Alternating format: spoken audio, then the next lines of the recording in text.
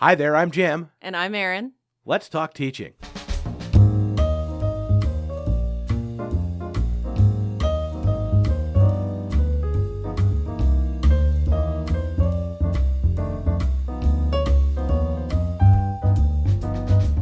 Welcome to Let's Talk Teaching, a podcast from the Center for Teaching, Learning, and Technology here at Illinois State University. I'm Jim G. Joining me today, a special guest, Dr. Erin Mikulec, is with our School of Teaching and Learning, and she's also facilitating some exciting workshops here this spring at CTLT. Hi, Erin. Hi, how are you? I'm fine. Thanks for coming on. Sure.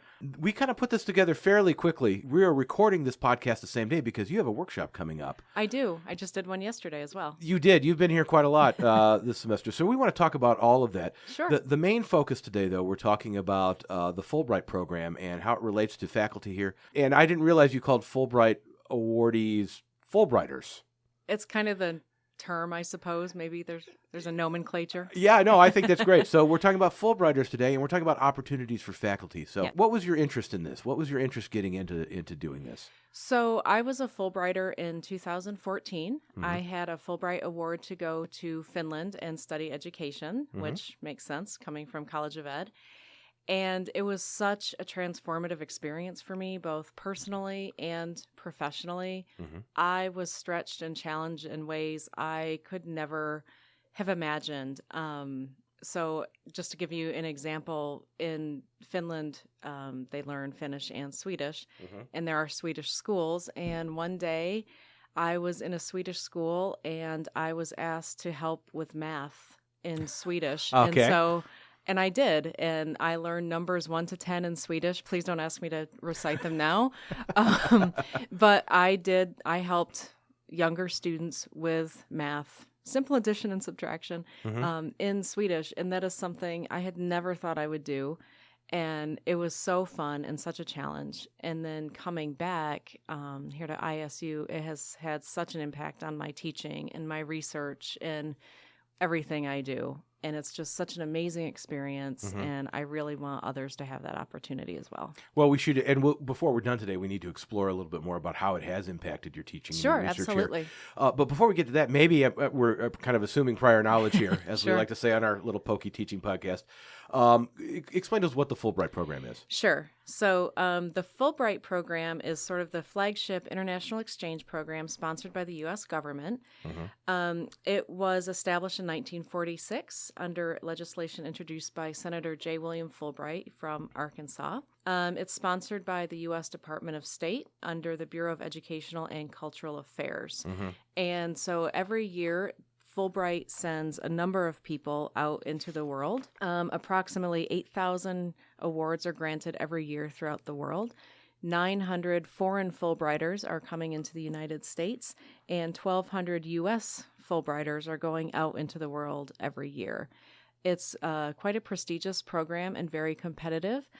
So some other notable numbers. Fulbright alumni are recipients of 53 Nobel Prizes, 78 Pulitzer Prizes, 28 MacArthur Foundation Awards, and 16 U.S. Presidential Medals of Freedom. Wow.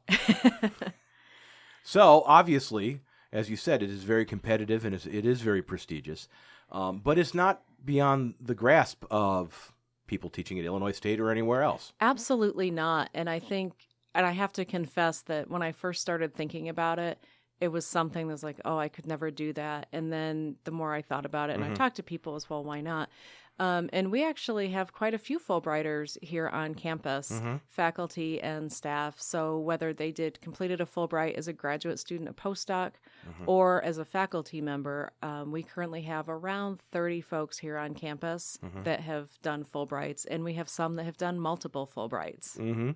And you had mentioned before we started recording today that you're working with the folks over in University Communication, and you'll be showcasing some of these throughout the year. Yes, and I have to say that the initiative for Fulbright here on campus, I do have a partner in crime with this, Dr. Leah Klein over in the School of Art, who did a Fulbright in Italy. So she and I are working together to try and publicize the work of Fulbright here on campus, people who have gotten the awards.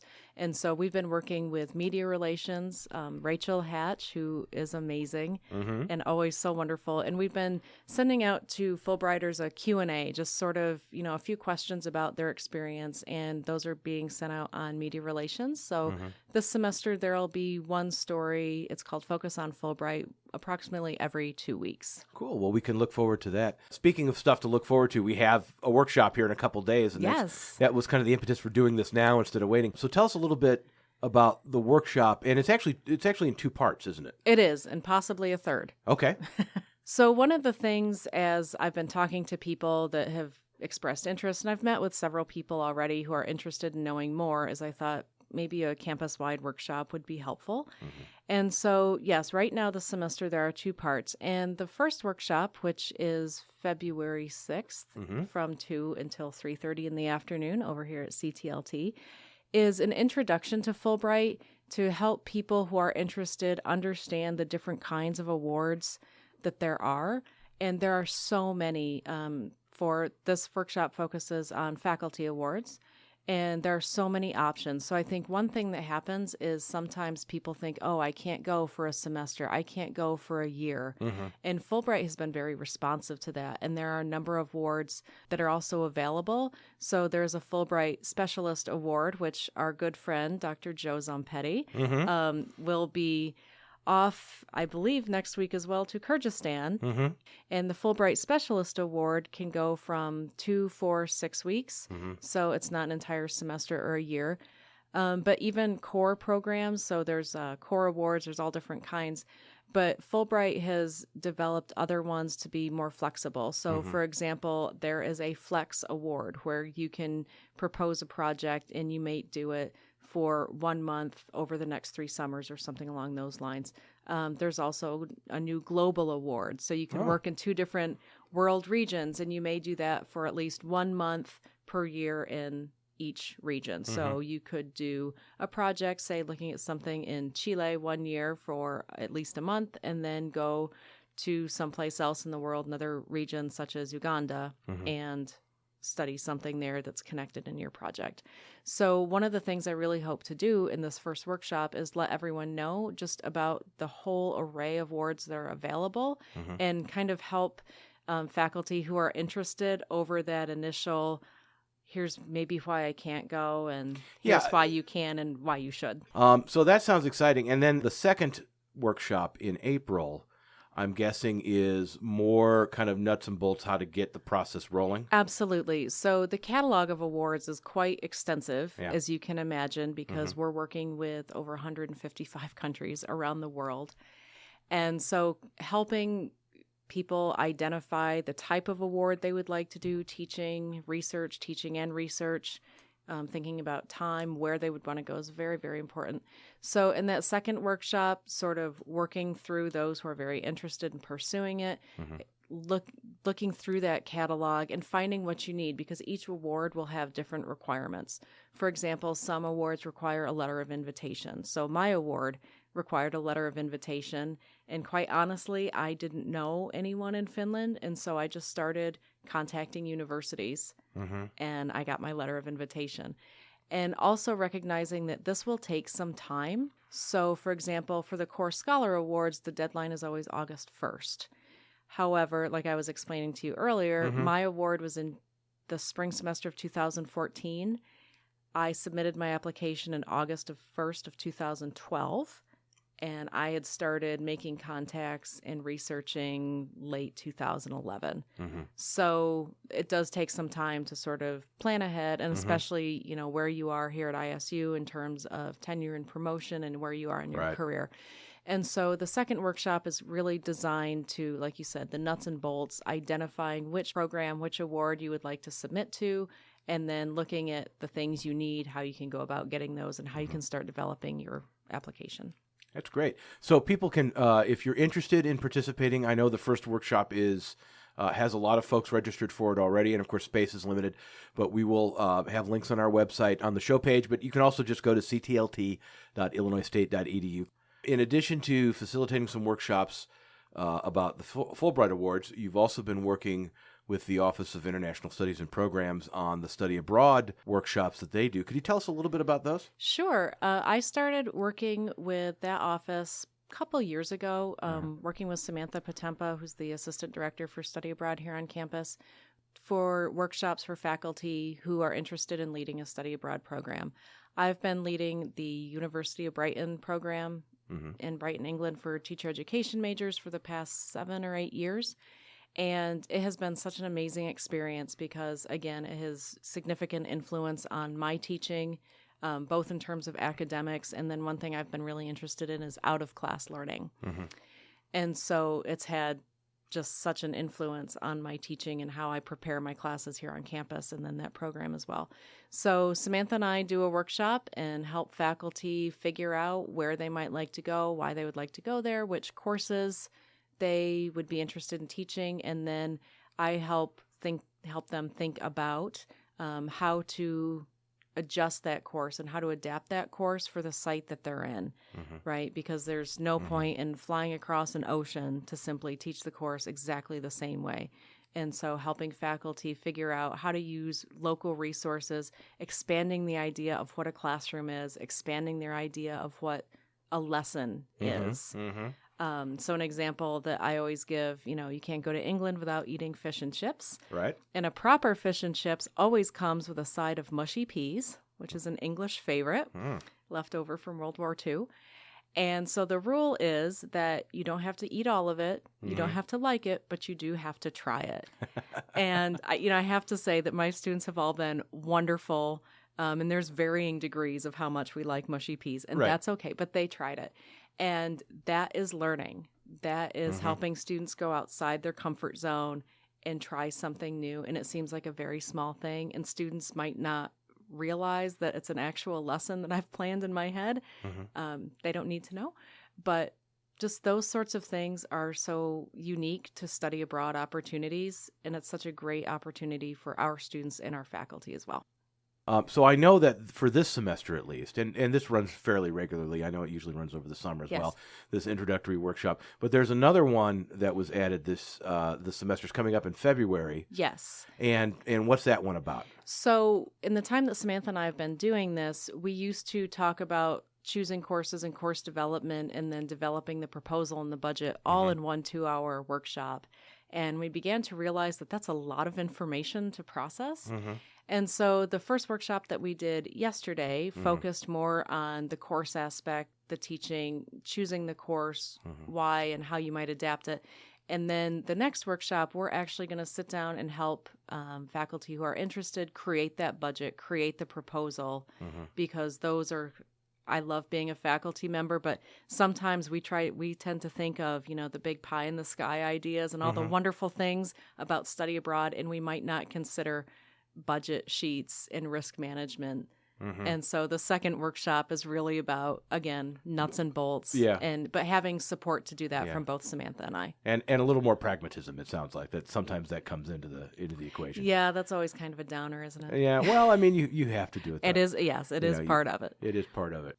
Also part of your busy semester or your busy year thus far, you were named the Chizmar and Ostrowski Award recipient. That's the Chizmar and Ostrowski Award for the Scholarship of Teaching and Learning.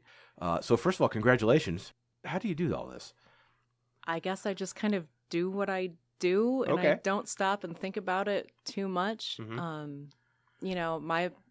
My mantra has always sort of been, I'll try anything twice. Okay. And that sounds like fun. I've never done that before. Okay, let's do it. Even the mushy peas, you'll try Even twice. The mushy peas, okay, absolutely. And I do model. I model. I am the first one to take a bite of those mushy peas. But being here at ISU, there's so many resources here on campus, and there's so much support. My chair is wonderfully supportive, and my dean and the folks here at CTLT and Jen Freeberg over in cross chair. So it seems pretty, I don't want to say it's easy, but it's just, I guess I'm well supported, and I haven't yet stopped to think, oh, I'm doing too much. Right. But I would like to give a shout out to just thinking about awards and connecting back to Fulbright. Mm-hmm. So as I mentioned, my partner in crime, Dr. Leah Klein, she, as I mentioned before, she did a Fulbright Award to Italy, but she has also been working with her department chair, Mike Willey, and her colleague, Lori Merriman, and they have received a Fulbright Scholar in Residence award for Illinois State University.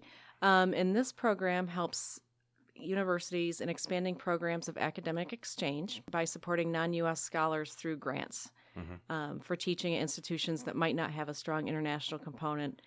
And they have applied for a scholar in residence with the goal of filling their void in their curriculum of art of non-Western traditions. Oh, okay. And particularly, the School of Art requested a scholar from South Africa with an expertise in African art. And they will be offering 2 courses per semester, which will be Art 275, World Arts, and Art 303, Seminar in Art Beyond the Western Tradition. And this is very exciting because this is something that is not currently offered. And these classes will enroll approximately 200 of our students. Oh, wow. So another wonderful thing about Fulbright is it doesn't only send people out, but it can also bring people in. We have 5 graduate students here on campus as Fulbrighters as well. So that's a very clear example of exactly what you're talking about how this benefits us back here on campus who aren't leaving and whatnot. But all the other things that we've talked about today, whether it is your Fulbright experience or your other study abroad experience, or even your research into the scholarship, doing scholarship in terms of teaching and learning, how does that all filter back into the classroom here?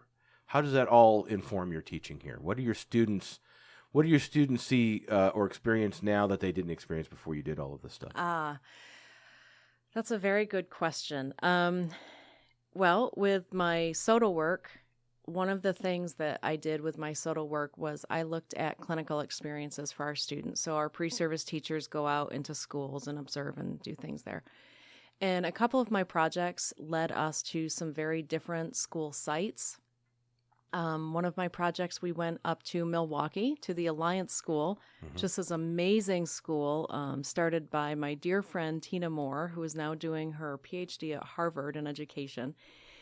She started the school in 2004 because she recognized that LGBTQ youth were having a very hard time in school. And so she began this school as a safe place for them to come to school and learn and be successful. Because one thing we know about LGBT youth is that they sometimes don't come to school, they drop out. And so she wanted to try and remedy that. And the school is built on a very different model of education. There's no bells.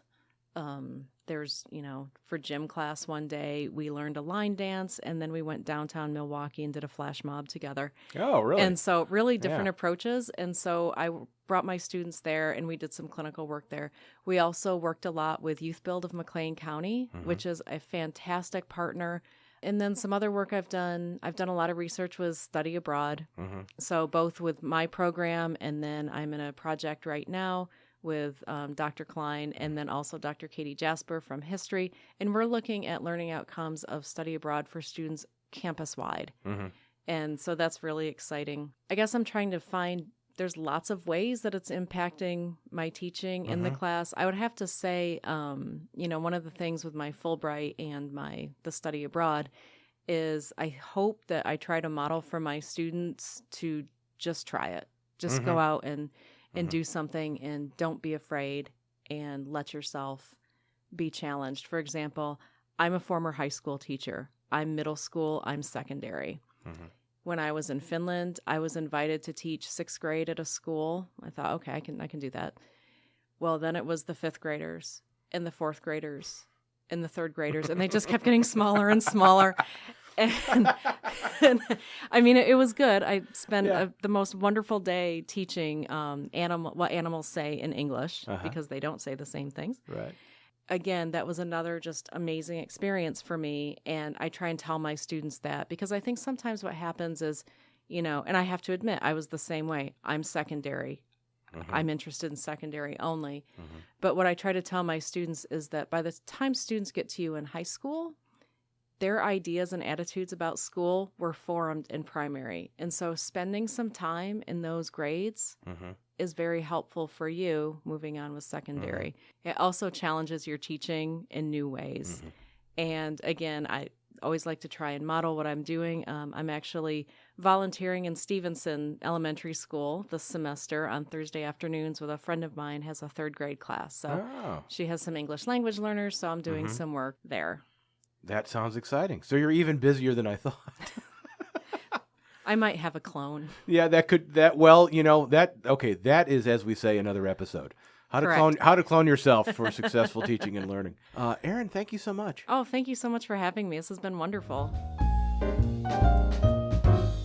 That's all the time we have for this week's episode of Let's Talk Teaching. You can find out more about the workshops Erin's doing and our pokey little podcast here by going to our website, ctlt.illinoisstate.edu. For Dr. Erin Mikulec, for my colleagues here at the Center for Teaching, Learning, and Technology, until we talk again, happy teaching.